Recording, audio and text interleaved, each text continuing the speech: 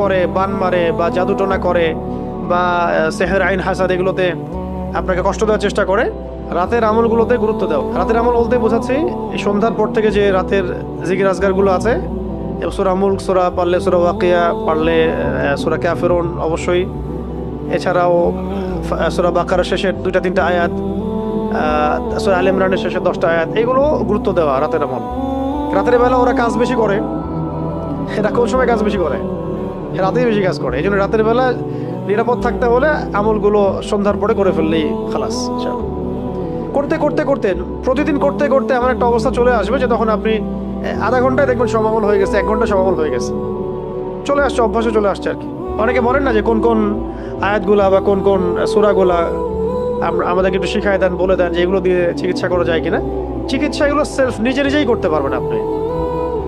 এটা যে বিশ্বস্ত ডাকির কাছে গেলে তো ভালো, যদি নাও যান, নিজের এগুলো জানা থাকে, তেলাওয়াত সহি থাকে, আপনি অজু করে বসে ওই আয়াতগুলো তেলাওয়াত করে পানিতে দম করতে পারেন। সেই পানি আপনি খাবেন, বাসায় ছিটাবেন, সেই পানি আপনি গোসলের পানিতে মেলাবেন, সেই গোসলের পানিতে আপনি 7টা বড়ই পাতা বেটে দিয়ে দিবেন, 7টা বড়ই পাতা পিষে দিয়ে দিবেন, দিয়ে ওই পানিটা যেটা আপনি পড়লেন, মানে সূরাগুলো যে পানিতে পড়লেন সেই পানিগুলো মিশিয়ে দিবেন।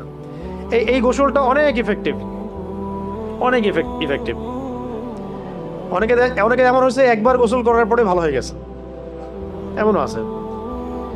তো কোন আয়াতগুলো সেগুলো একটু বলে দেই। সবগুলো বলা হয়তো পসিবল হবে না, আমার মনেও নাই সব। 1 নম্বর সূরা ফাতিহা, 1 নম্বর সূরা ফাতিহা, এটা তো সকল রোগের শেফা। 2 নম্বর সূরা বাকারার প্রথম 5 আয়াত, প্রথম 5। তারপরে সূরা বাকারার আয়াত নাম্বার 255 এবং 56, 255, 56, আয়াতুল কুরসি এবং তার পরের আয়াত আর কি। এরপরে সূরা বাকারার শেষের 3 আয়াত। চিকিৎসা বলে দিচ্ছি আর কি। আরো এরপরে সূরাতুল আলে ইমরানের শেষের 10 আয়াত, 10 বা 11 আর কি, 10 বা 11 নম্বর, 11টা আয়াত।